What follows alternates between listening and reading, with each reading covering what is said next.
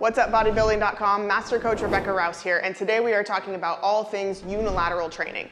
Now, unilateral is just a fancy way of saying one side, and in this case, we're talking about training one side of the body at a time.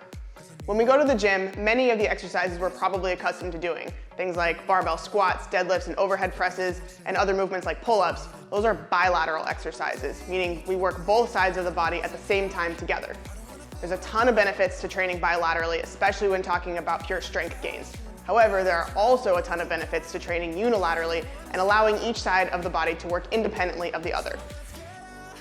Today we're going to cover some of the many benefits of training unilaterally, as well as go through a series of my favorite upper body, lower body, and core strength exercises that you can begin incorporating into your routine if you are looking to gain unilateral strength. First, let's talk about some of the benefits of training unilateral movements. First, it can correct any imbalances or asymmetries that you may have. When you train bilateral movements and both sides of the body work together, if you have a stronger side, chances are that side's going to work a little bit harder to compensate for the weaker side. But when you train each side of the body separately, you don't have that luxury, and each side of the body has to work just as hard as the other. Second, training unilaterally can help decrease future injury risk.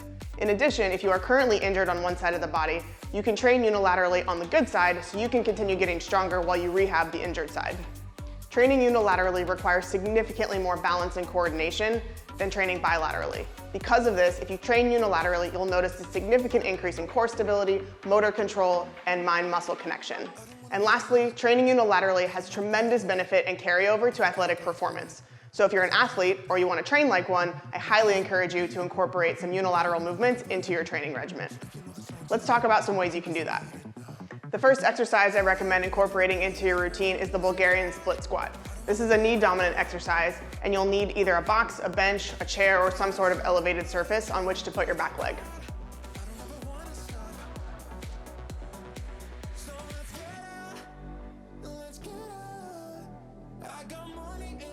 Next up is the single arm dumbbell or kettlebell row. I'll show you two different variations you can use.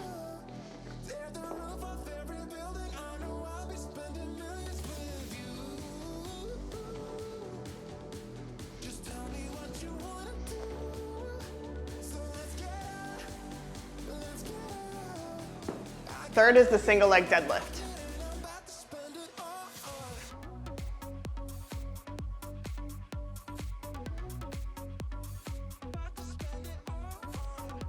If your balance isn't quite there yet, you can also use the kickstand or 1.5 staggered stance deadlift.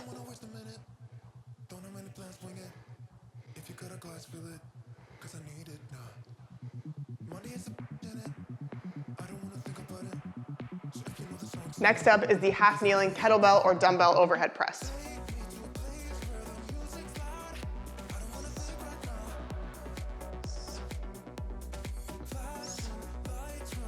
Next up, we have two different plank variations. First is the side plank.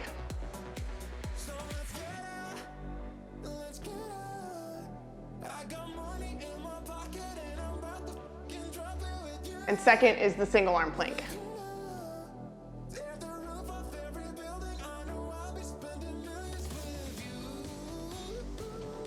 You can also modify the single arm plank by using your free arm for a little extra support, but keeping most of your weight on the base arm.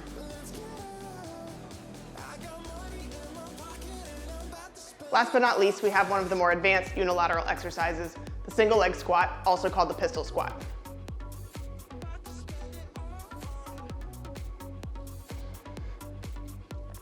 If you can't do a pistol squat yet, don't worry. You can use a TRX or squat to a box or a bench behind you until you're able to do a freestanding one.